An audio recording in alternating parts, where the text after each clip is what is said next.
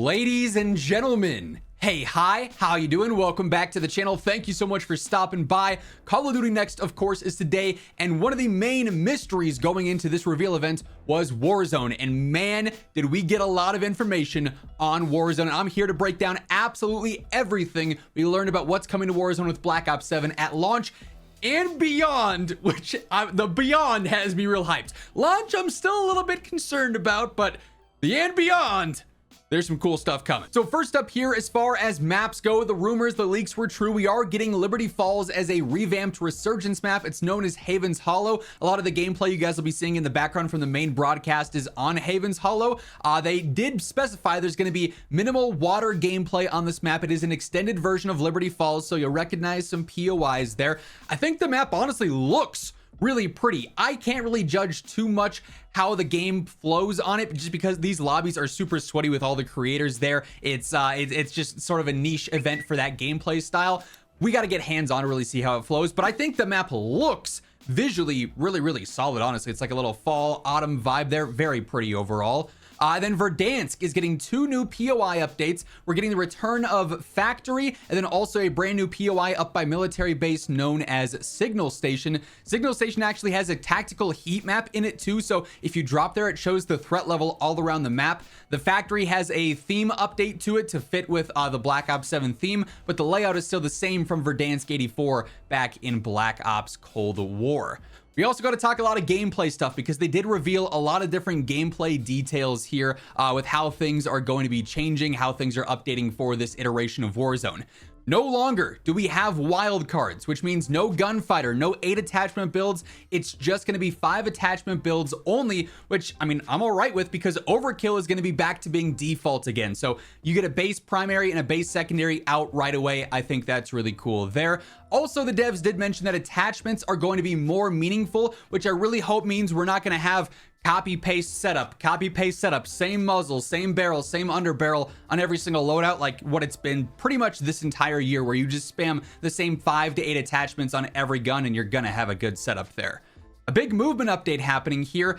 Tac Sprint is getting removed as a base movement mechanic. It's getting shifted over to the Sprinter perk, which features Tac Sprint just like in multiplayer, and movement in general in Warzone is not going to be one-to-one with multiplayer. It's going to be tuned as its own thing, which is pretty cool in my opinion. They've also added a combat role via the Mountaineer perk. I feel like that's going to kind of be a crutch with Mountaineer. We'll have to wait and see. It also just might be a gimmicky thing that players don't actually use to negate fall damage that much, but that is going to be a thing nonetheless. They're making some perk updates as well. Ghost is going to hide players on advanced UAVs, but it's also going to be less forgiving when it hides you when you're moving, obviously. So you have to be moving to use the effects of Ghost, and it's going to require you to move more to be hidden there. They're also just changing up where the perks are balanced at, like Tracker and Survivor are changing slots, Alertness is changing slots, just trying to balance things out and make things a little bit more competitive overall, which again, I feel like is going to be good. There were a lot of pretty useless perks this year.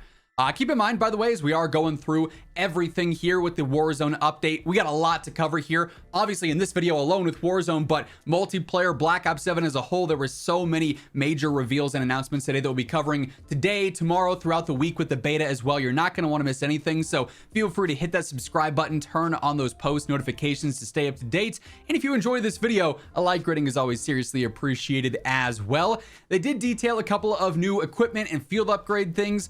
For instance, the needle drone is now going to be there in place of impact grenades. It's going to function the same. It's just like a straight on drone, and it works like an impact nade. It explodes on impact there. There's also going to be the Echo unit field upgrade, which essentially functions as a hologram there. So you're going to get faked out by those. It's almost like a decoy there, essentially.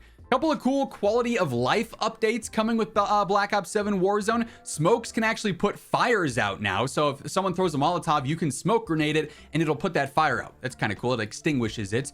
If you pop a stim, it actually removes the effects of flash grenades and concussions, so you can counterplay there. And then ground loot is supposed to be better in general here, which is gonna ideally be good. They say they improve ground loot a lot, but they're never really specific with that, and it doesn't always feel like that's actually true when they say it's happening. So hopefully that does end up coming to fruition. You'll notice in the gameplay that I've been featuring in the background here from the main COD Next broadcast, players are seeing health bars in Warzone. Charlie Intel did mention that the devs believe that's a bug, or that's how he understood it. So don't think that's going to be a thing in the full game if you were worried about seeing health bars in Warzone gameplay. Health bars are a thing in multiplayer, however. We also got our look at the Warzone camos for this year, and I gotta say, they're very pretty. There's Golden Damascus, there's Star Glass, there's Absolute Zero, there's also the Apocalypse Mastery camo as well. It's gonna be a similar system to what we had this year with Black Ops 6. There will, however, be challenge tracking fully available and functioning in Warzone, so it'll be a little bit easier to track things along the way as you're doing your camo grinds. But I think the camos in general, we'll talk more about like the multiplayer, the campaign, the zombies ones in a video likely later today. They're all gorgeous. I think they knocked it out of the park with the camos. I love the visuals. I think I gotta grind Absolute Zero. It's too much of my vibe to not grind it. You know, even though I think some of the Warzone challenges are a bit tedious, that one I think looks really sick. They did also mention playlists. They heard feedback. People want options. So Haven's Hollow as a Resurgence map and Rebirth as a Resurgence map are going to be available for all squad sizes when this integration happens with Season 1. So you'll be able to switch between those as you want. Ranked play is going to be coming in Season 2. And then here is where things get absolutely crazy, folks. They gave us a roadmap and announced something absolutely huge. So at Season 1, we're going to have Haven's Hollow, Resurgence, the Signal Station POI update, the Factory POI update, Rebirth Island, and Verdansk all available there. We're also going to have Battle Royale, Resurgence, Plunder, and Casual all available at launch with Season 1. In 2026, though, things are getting interesting because Avalon is coming. And I am so glad to be able to say that, because I'm not gonna lie, this was their, oh, we've got one more thing to say. I was looking at this Warzone part of Next and going, I'm concerned about Warzone. This doesn't sound like it's gonna be enough. But Avalon coming in 2026 as a big map is huge. We're gonna have a refresh to Rebirth Island. Haven's Hollow is still gonna be there. We're gonna see more updates to Verdansk, ranked play as mentioned in Season 2, but also on Avalon, we are going to have a Blackout experience for Warzone. So we're not going to have one replace the other, but Blackout will be available within Warzone to play on Avalon.